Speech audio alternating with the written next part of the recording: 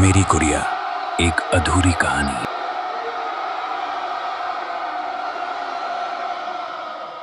एक छोटा सा खुशहाल परिवार था। राहुल, उसकी पत्नी अंकिता और उनकी 7 साल की मासूम बेटी खुशी, जो शहर की भीड़-भाड़ और लगातार शोर से दूर एक शांत जगह पर नया जीवन शुरू करने के लिए हाल ही में एक पुराना लेकिन बेहद बड़ा, खुला और सस्ता घर खरीदकर वहां रहने आए थे। और हालांकि उस घर के आसपास एक अजीब सी खामोशी फैली रहती थी, जैसे वहां बहुत लंबे समय से कोई नहीं रहा हो, फिर भी नई शुरुआत की खुशी और उत्साह में उन्होंने इस बात को ज्यादा महत्व नहीं दिया और अपने नए घर को बसाने में लग गए। पहले दिन सब कुछ बिल्कुल सामान्य और खुशहाल था। उन्होंने मिलकर सामान जमाया, हंसी मजाक किया और दिन भर की थकान के बाद रात को गहरी नींद में सो गए। जैसे हर नया घर अपने साथ नई उम्मीदें और सुकून लेकर आता है, लेकिन उन्हें यह बिल्कुल अंदाजा नहीं था कि उसी घर की दीवारों में कुछ ऐसा छिपा है जो उनकी जिंदगी को हमेशा के लिए बदलने वाला है।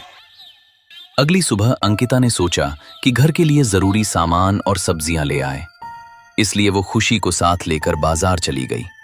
और जब दोनों खरीदारी करके वापस लौट रही थीं, तभी घर के पास एक सुनसान मोड़ पर उनकी नजर जमीन पर पड़ी एक पुरानी धूल और मिट्टी से सनी हुई गुड़िया पर पड़ी, जिसके कपड़े फटे हुए थे, बाल उलझे हुए थे और उसका चेहरा सामान्य होते हुए भी किसी अजीब और अनकहे रहस्य से भरा हुआ लग रहा था। लेकिन सबसे डरावनी बात उसकी आंखें थीं, जो बिना किसी वजह के हल्की हल्की चमक रही थीं, जैसे उनमें कोई जीवित मौजूदगी छिपी हो। जैसे ही खुशी की नजर उस गुड़िया पर पड़ी, वो अचानक वहीं रुक गई और बिना कुछ सोचे समझे धीरे धीरे उसकी ओर बढ़ने लगी, जैसे कोई अनदेखी ताकत उसे अपनी तरफ खींच रही हो। और जब अंकिता ने उसे रोकने की कोशिश की और कहा कि वो उस गंदी गुड़िया को हाथ न लगाए, तो खुशी जिद करने लगी और रोते हुए बार बार कहने लगी कि उसे वही गुड़िया चाहिए। और आखिरकार उसकी जिद और मासूमियत के आगे हार कर अंकिता ने वो गुड़िया उठा ली और उसे घर ले आई। घर पहुंचकर अंकिता ने उस गुड़िया को अच्छे से धोया, उसके बाल ठीक किए और उसे साफ सुथरा बना दिया। लेकिन जैसे ही वो गुड़िया साफ हुई, उसका चेहरा पहले से ज्यादा चमकने लगा और उसकी मुस्कान अब कुछ ज्यादा ही स्पष्ट और असामान्य लगने लगी, जैसे उसमें कोई भाव छिपा हो जो सामान्य नहीं था। और खुशी उस गुड़िया को पाकर इतनी खुश हो गई कि उसने उसे अपने से अलग करना ही बंद कर दिया। वो उसे हर समय अपने साथ रखने लगी, खेलते समय, खाते समय और यहां तक कि सोते समय भी, जैसे वो गुड़िया अब उसका सबसे करीबी साथी बन गई हो। शुरुआत में सब कुछ सामान्य था, लेकिन धीरे धीरे घर का माहौल बदलने लगा, क्योंकि रात के समय अजीब अजीब आवाजें आने लगी, जैसे कोई धीरे धीरे फर्श पर चलता हो, कभी दरवाजा बिना हवा के हल्का सा हिलता हो, और कई बार अंकिता को ऐसा महसूस होता जैसे कोई उसे लगातार देख रहा हो। और ये एहसास इतना वास्तविक था कि वो कई बार अचानक पीछे मुड़कर देखने लगती, लेकिन वहां कोई नहीं होता। एक रात करीब 2 बजे अंकिता की अचानक आंख खुली और उसने महसूस किया कि कमरे में असामान्य ठंडक फैली हुई है, जबकि सभी खिड़कियां बंद थीं। और जब उसने धीरे से खुशी की ओर देखा, तो खुशी गहरी नींद में सो रही थी, लेकिन उसके पास वो गुड़िया नहीं थी जिसे वो कभी अपने से अलग नहीं करती थी। और ये देखकर अंकिता का दिल तेजी से धड़कने लगा। तभी उसे कमरे के एक अंधेरे कोने से बहुत हल्की लेकिन साफ सुनाई देने वाली हंसी की आवाज आई, जो धीरे धीरे गूंजती हुई उसके कानों तक पहुंची। डरते डरते उसने उस दिशा में देखा, और जो उसने देखा उसने उसके शरीर में सिहरन दौड़ा दी। अंधेरे में वही गुड़िया खड़ी थी, लेकिन अब उसका रूप पूरी तरह बदल चुका था। उसकी आंखें पूरी तरह खुली हुई थीं, उनमें एक अजीब सी चमक थी और उसकी मुस्कान अब बहुत चौड़ी और डरावनी हो चुकी थी।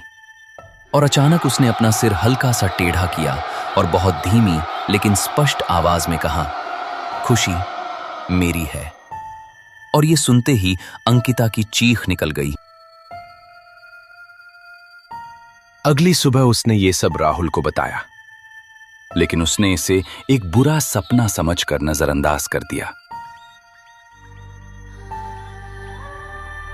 हालांकि उसी रात जब राहुल की आंख खुली, और उसने देखा कि खुशी अपने बिस्तर पर नहीं है, तो वो घबरा कर उसे ढूंढते हुए नीचे गया, जहां उसने देखा कि कमरे के बीचों बीच खुशी खड़ी थी।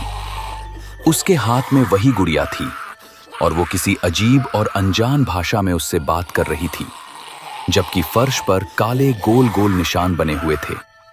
और जैसे ही खुशी ने मुड़कर राहुल की तरफ देखा, उसकी आंखें पूरी तरह काली हो चुकी थीं, जिससे राहुल को भी यकीन हो गया कि मामला सामान्य नहीं है।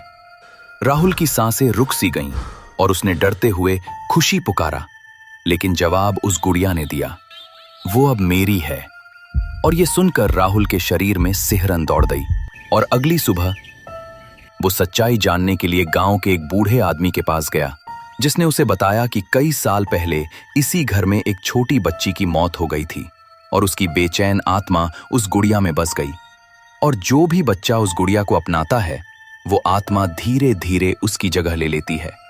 ये सुनकर राहुल और अंकिता के पैरों तले जमीन खिसक गई और उन्होंने तय किया कि वे अपनी बेटी को किसी भी कीमत पर बचाएंगे, और उस बूढ़े की बताई विधि के अनुसार रात के 12 बजे वे खुशी को लेकर उसी सुनसान मोड़ पर पहुंचे। और जैसे ही उन्होंने खुशी के हाथ से गुड़िया छीनने की कोशिश की, वो जोर जोर से चीखने लगी और उसकी आवाज बदल गई, वो मेरी है। और तभी गुड़िया अपने आप हवा में उठ गई और एक डरावनी आवाज गूंजी, तुम उसे मुझसे अलग नहीं कर सकते। लेकिन राहुल ने हिम्मत नहीं हारी और आग जलाकर सही मौके पर उस गुड़िया को उसमें फेंक दिया।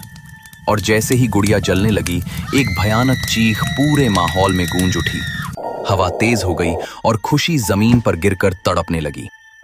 और कुछ ही देर में सब शांत हो गया। गुड़िया राख बन गई और खुशी बेहोश हो गई। जब खुशी को होश आया तो वो बिल्कुल सामान्य थी और उसे कुछ याद नहीं था। और ये देखकर राहुल और अंकिता की आंखों में राहत के आंसू आ गए। और अगले ही दिन उन्होंने वो घर छोड़ दिया, ताकि फिर कभी उस डरावनी जगह का सामना न करना पड़े।